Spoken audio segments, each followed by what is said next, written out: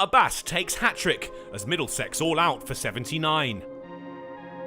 Hampshire had Ian Holland and Sam Northeast to thank for their position heading into day 2. The pair had each picked up 50 as the home side closed the day with the score 281 for 8, Middlesex finding some joy late in the evening session. Kyle Abbott was not out overnight and frustrating the visitors once again in the morning. They went past 300 early in the session, but there would be more to come for the big South African. His fine lower order hitting was rewarded, 50 runs reached off 133 balls. That would be that for Abbott though. Former England bowler Stephen Finn got the ball to talk and left his stumps in a mess. Finn was also the man to bring the innings to a close. A short ball did the trick for tailender Abbas. Hampshire all out for 319. Holland, Northeast and Abbott had led for Hampshire. Their half-centuries made up half of the total, but they were never allowed to settle. Finn was their main tormentor. He finished with 4 for 96.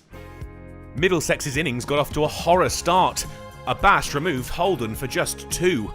He repeated the trick with the very next ball. Gubbins was the man to go, out, LBW. And 6 balls later, with the first delivery of his next over, Abbas was in dreamland. A faint edge from Eskenazi through to McManus was enough to seal the hat-trick. There was no stopping the Pakistan international. His next over saw White depart LBW for a 7-ball duck. And then 2 balls later, it was Martin Anderson's turn to make the long walk back to the pavilion. Middlesex shell-shocked at 14 for 5, Abbas with remarkable figures of 5 for 3 off just 3 overs.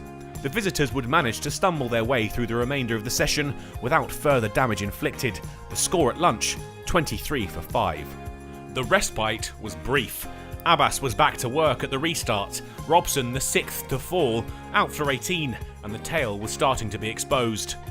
Abbott wasn't going to let Abbas have all the fun. He struck to remove Roland Jones.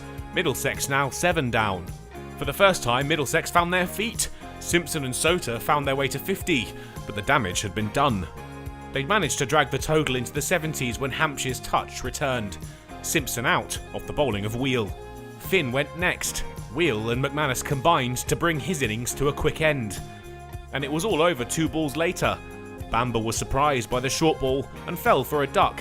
Middlesex all out for just 79, trailing by 240. The session undeniably belonged to Mohammad Abbas.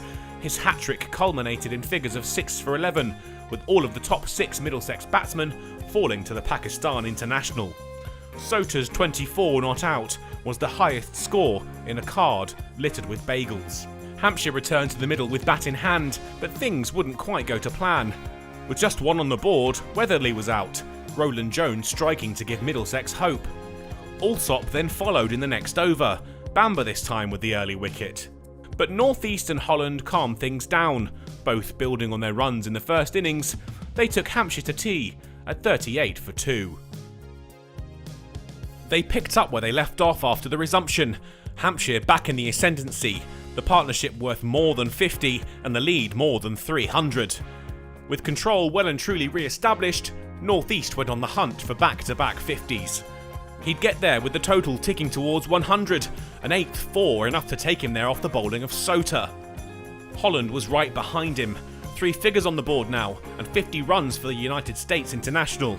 Hampshire streaked away into the distance. This pair had taken the game away completely in the final session.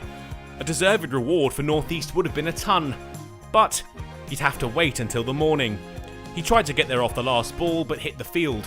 Still happy with his work, he walked off, 99 not out. Hampshire well in charge with a lead of 444, the game set up with that remarkable spell from Mohammad Abbas.